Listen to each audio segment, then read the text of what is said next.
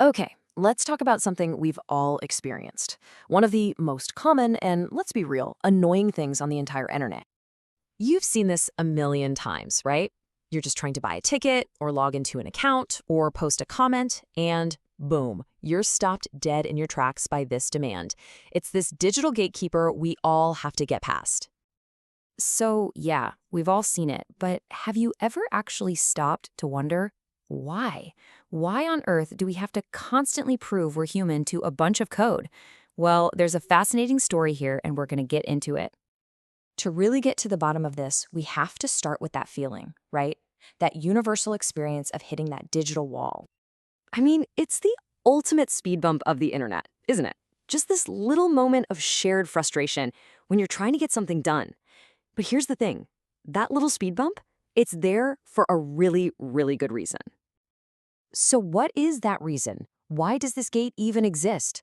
Well, it wasn't built to annoy us. Nope, it was built as a defense against a kind of invisible invasion. Think about the early days of the internet. You had these automated programs called bots, and they were basically threatening to just completely overwhelm actual human users. And these weren't, the helpful kind of bots. They were designed for pure chaos, and they were a huge threat to the internet as we knew it. So what kind of chaos are we talking about here? Well, imagine this. Bots just flooding comment sections with spam, creating literally millions of fake accounts out of thin air, scraping your personal data. They could even overload and crash entire websites. Oh, and yeah, they're very often the reason you can't get those concert tickets. This was a serious, serious problem, and it needed a really clever solution. And that clever solution? It showed up in the early 2000s. And it was just this brilliant, deceptively simple idea. It's called a CAPTCHA, and the whole point is baked right into the name. It stands for Completely Automated Public Turing Test to Tell Computers and Humans Apart.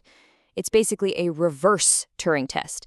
The goal isn't to see if a machine can fool you into thinking it's human. The goal is to prove that you are not a machine. And this is the core idea, the genius of it all. See, back then, early computers were just awful at reading distorted, wavy text like this. To a computer program, it was just a meaningless jumble of pixels. But our brains, we can just glance at that and instantly know what it says. That little gap, that difference between what a human brain could do and what a computer couldn't, that was the perfect lock.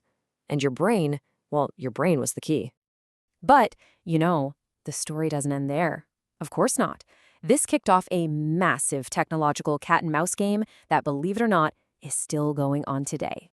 Yeah, the problem was the bots got smarter. The computers got better. Machine learning and AI started closing that gap really, really fast. The bots learned how to read that wavy text, so the human tests, they had to evolve.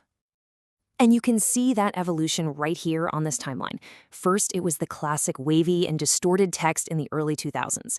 Then things had to get more complex. We started getting pictures, right? Click on all the traffic lights or find the storefronts. But the most incredible, the most genius leap forward happened around 2007 with an idea called reCAPTCHA.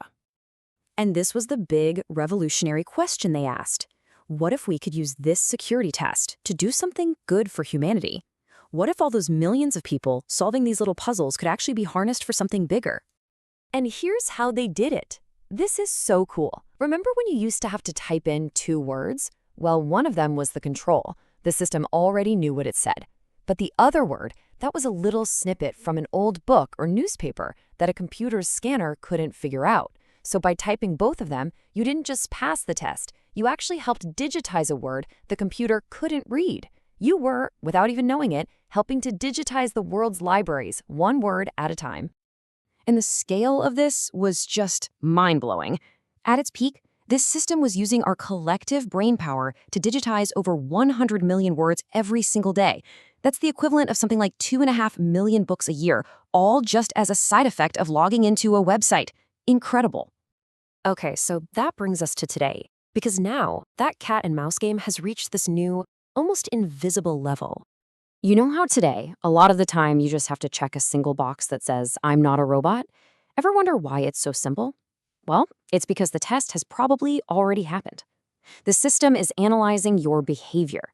It's looking at how you moved your mouse to that box. Was the path too perfect, too straight? Was it too fast? It's looking at your typing speed, your browsing habits, all these tiny, subtle behavioral clues that scream human and not bot. And why the big change? Why go from visual puzzles to this invisible analysis? Well, look at this. Modern AI has gotten so unbelievably good that it can now solve those old visual puzzles, the wavy text, the street signs, with nearly 99% accuracy. Honestly, sometimes it's even better than we are.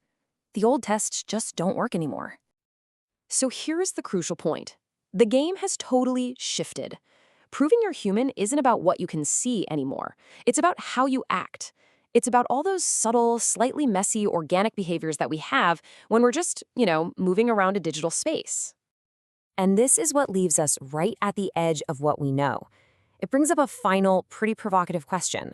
As AI gets even better, as it learns to mimic human behavior more and more perfectly, what will it even mean to prove we're human? How will we draw that line?